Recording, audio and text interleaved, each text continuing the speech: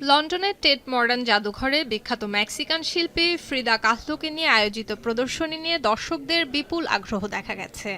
প্রদর্শনীতে কাহলো ৩০টিরও বেশি বিখ্যাত চিত্রকর্ম ছাড়াও তার কিছু ব্যক্তিগত পোশাক, গহনা, স্মৃতিচিহ্ন এবং আলোকচিত্র স্থান পাবে।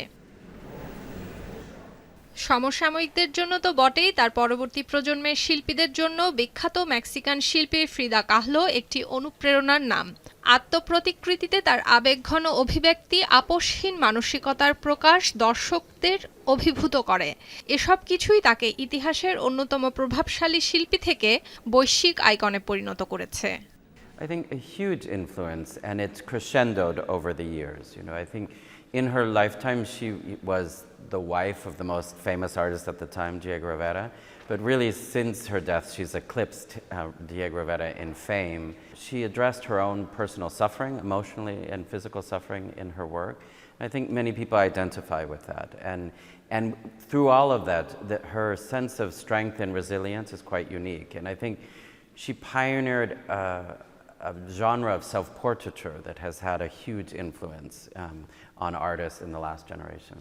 প্রচলিত সৌন্দর্যের মানদণ্ড ভেঙে অত্যন্ত আত্মবিশ্বাসের সঙ্গে তিনি তার ছবিতে পুরু এবং জোড়া লাগানো ভ্রু এবং গোঁফ তুলে ধরেছেন, যা নারীবাদীদের কাছে নারীর শারীরিক এবং মানসিক অভিজ্ঞতার নতুন সংজ্ঞা তুলে ধরেছে। সেই বিষয়টিও এই প্রদর্শনীর অন্যতম আকর্ষণ।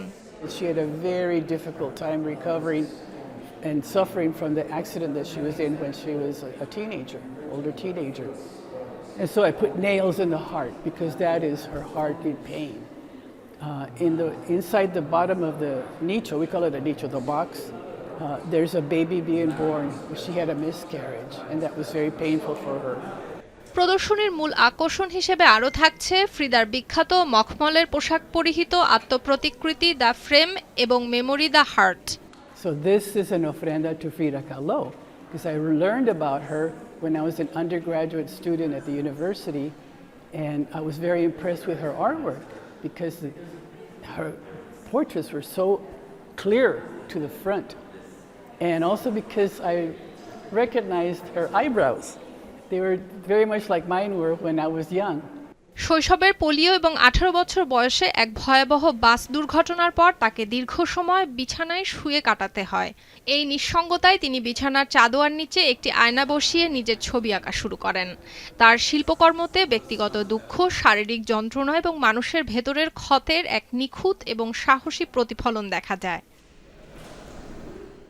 এছাড়া নিজের শিল্পকর্মে তিনি মেক্সিকোর ঐতিহ্যবাহী লোকশিল্প, প্রকৃতি এবং আদিবাসী সংস্কৃতির উপাদানগুলোকে অত্যন্ত উজ্জ্বল এবং সাহসী রঙের মাধ্যমে তুলে ধরেন। শিল্পচর্চার পাশাপাশি তিনি লিঙ্গ সমতা, যৌনতা এবং রাজনীতি বিষয়ে খোলামেলা মনোভাব প্রকাশের জন্যও পরিচিত। সুলতানা দিনা, এখন বিশ্ব।